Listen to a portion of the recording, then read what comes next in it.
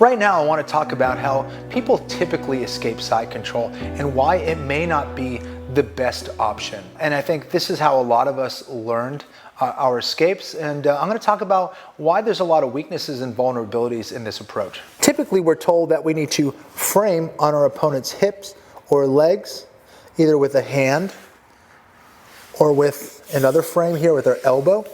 Now, in doing this, there's a couple of vulnerabilities here.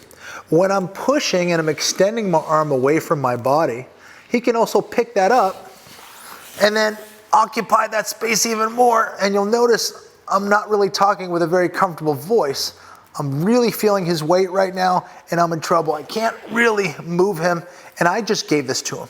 He didn't do this move, I did this. The other thing is, even if he doesn't, right, and he's pinning this arm and he's stabilized his body, is my arm really going to move a resisting body who's a competent and strong grappler?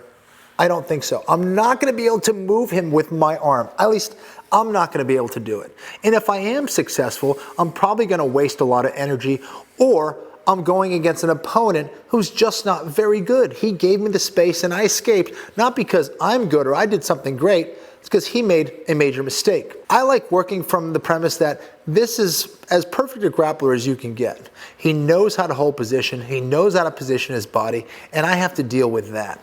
I'm not going to escape that kind of grappler with my frame extended away from my body. I'm giving a control of the lever, or I'm trapping myself. Let's say he's pinning this shoulder and I realize I can't turn it face him here. I'm like, okay, I'm gonna turn this way. What's happening to my arm? It's getting trapped into his body.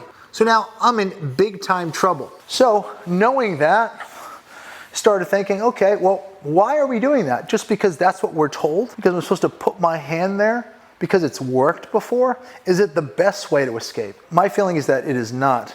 This is a major vulnerability. What if I just put my hands and kept my hands to myself and kind of went into a mummy position? Let's try that now, Josh. You're actually putting a lot of weight on me, yes, but you're committing your hips to me. Okay, so all right, cool. Now, Josh is gonna have the opportunity to really pin me. He's gonna get behind my head and he's going to smash me with the shoulder. I want you to pin me with everything you got, please. There you go. That's not very comfortable. I'm not sure I can escape. Except I can. So the way I escape that is by, of course, not giving that lever, keeping my arms to myself, and I'm gonna build up my base. I'm blading my body this way, and I'm also spreading out my base here so I can stabilize. I don't want him bringing me back over to the floor. If I'm just turning like a log, so every time I attempt to do this, I'm not maximizing my ability to use the floor to turn myself. Okay, so let's say imaginary Josh is here and I'm trying to escape. He's in side control in this position. I want to position my body and turn away. I'm blading my body, but I'm utilizing the floor with my feet to do it. And now I'm stabilizing. I'm getting heavy to the floor, as heavy as I can, and now it's way more difficult for him to bring me back. If he's trying to put a lot of weight on me like he did earlier, he's gonna go for a ride. He's essentially gonna ride the wave, and he's gonna ride that sharp blade of my body. If I have a knife, and these are the cutting edges of the knife, this is what's dangerous. That flat edge, maybe you don't wanna get hit with it, but this isn't gonna do anything. The sharp blades are the things you need to preoccupy yourself with. So what I wanna do is show him that sharp edge of my body. So Josh, can you get side control here on this side? Right now, I'm showing him the flat edge of the knife and he's pinning me. He's sandwiching my body between his and the floor. From here, you'll notice he's really crushing my face right now. And in order to get that space back, I'm just gonna shrug my body just a little. I'm gonna shrug my shoulder up. I'm gonna use my feet on the floor to blade my body And now I can actually move him because you'll notice I'm directly underneath his body. I'm directly underneath his center of mass right now. He tried to overcompensate by putting weight on me, and I'm supporting him, and I'm having a normal conversation with you guys. We'll talk about the finish to this position. There's a couple different options here. Depending on what happens, if he commits his whole weight, right, you're gonna get rolled all the way. I'm gonna shrug. I can roll him over and get on top. Maybe against a lower level opponent, that could happen. I've done this against higher level opponents, but it doesn't always go that way. A lot of times they're gonna react and be sensitive to it, and they're gonna back out. Why? Because they wanna start to pin this shoulder, right? So they realize that as soon as I start to get this shoulder out, if they're too late and they're on that backside, they're gonna try to take the back. I'll show you what happens if this is the case. So he missed the opportunity to pin this shoulder back down. Okay, so go ahead. Now he's kind of on my back. I'm going to build my base up, raise my hip up. I'm gonna keep myself stable to the floor, and this arm is gonna go out and to his back or to the back of his leg. Now I can start to go on the offensive either with the single leg from the backside or an underhook, or I can maybe go to his back. So I'm gonna do this without Josh for a second. If I'm able to turn my shoulder in time where he's kind of going to my back, I'm gonna build myself up, throw my leg out, and I'm becoming stable to the floor. I'm on my shoulder. I can use my hand for stability if he tries to move me. I'm making myself small on this side. I'm tucking my shoulder in. I'm gonna sink in, and I can go to his backside. If he decides to kind of cut around and go towards my head or back his weight off of me, I can always roll back to guard. This is like one of the worst side controls you can get into when they're really smashing your jaw. Okay, this is not comfortable, and you're gonna be here a while, and usually it forces you into doing something stupid. We don't wanna do things that are stupid. So from here, I'm gonna shrug my shoulder. I'm gonna use my feet on the floor to create power. I'm getting up. I have the option of going to a single leg,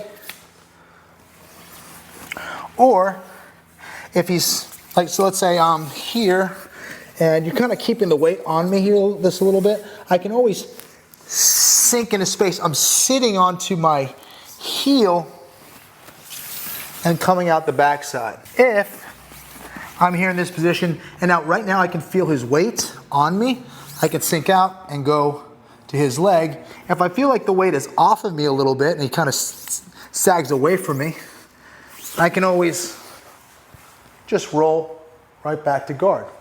I'm going to show you the exercise that we can work on. So from here, I'm in that mummy position. I'm utilizing my feet on the floor to create force from the floor. I'm turning, I'm going to shrug my shoulder to kind of take a little bit of that space back where he's controlling. Shrugging my shoulder, I'm turning, I'm supporting him, and I'm feeling his force vector. Wherever that energy is coming into me, I want to make sure that I'm aligning my body with it. The closer I can get this shoulder to the floor, the easier it's going to be for me to turn towards that side, right? I can't really get to the floor if I can't turn my shoulder towards there. So I'm blading my body, getting my shoulder up to the floor, building my base back up. Feeling that energy, this leg's coming underneath me as I base my foot out. So now I have more points of my body on the mat for stability. Now I can sink out, get a single leg. I can even sit to guard if I want.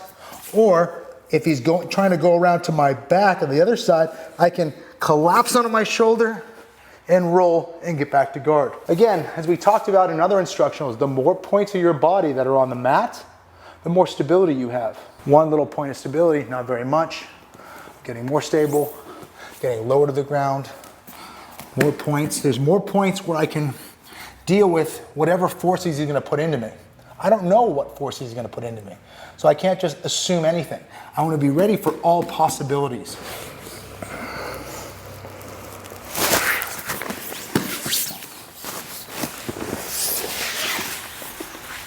That's one option. Could have gone to the single leg as well from there. Pin me, please. Everything you got. Good. That's uncomfortable.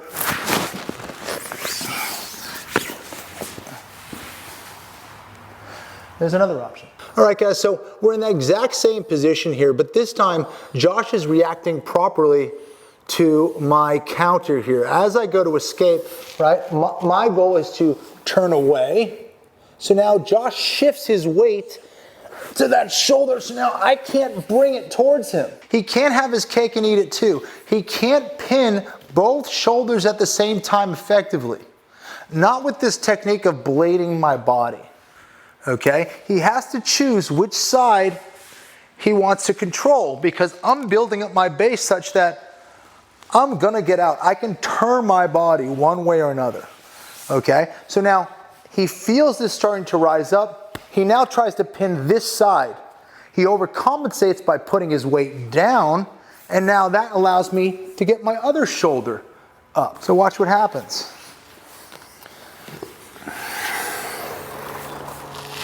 I turn, I can't do it. Guess what? I turn and face him the other way. I'm gonna get my shoulder as close to the floor as I can. Josh, can you pin me? Can you get me flat to my back again, please? Everything you got. Lift up my arms, anything. Lifting, please. More. I'm having a conversation. I'm totally good. Now watch a little difference. I'm gonna open up this shoulder a little bit more. Now he can pin me again. The body position is essential. Here, I'm giving him a wall to knock down. Here, I'm not giving him a wall to knock down. In fact, I'm kind of deflecting his energy and his ability to actually put a force on me. If I'm underneath you, you can't really put a force on me that's going to be able to pin me. Just so people don't know I'm lying, you just get really pin me here. Lift up my arms, drive my head to the floor, anything in front of it, cross face me, please. Lift it up, anything you got, please. A little more. It's uncomfortable, but there's no way he's gonna move my body. This, he will. This, he will not. I'm always looking to blade my body in some way, shape, or form. If I can turn and face him now, let's say you're here. Now, I can get to my knees and get out, or if he gives me space down low, allow me to get to guard. So it's all about this motion and how I can blade my body left or right, and I have to feel it. One little trick I do as well to kind of throw him off is I can always turn and face him and go the other way, or turn away from him and then turn and face him, depending on whatever I want to do or what I can do to throw off his position a little bit. But it starts and ends with your body position. That is everything.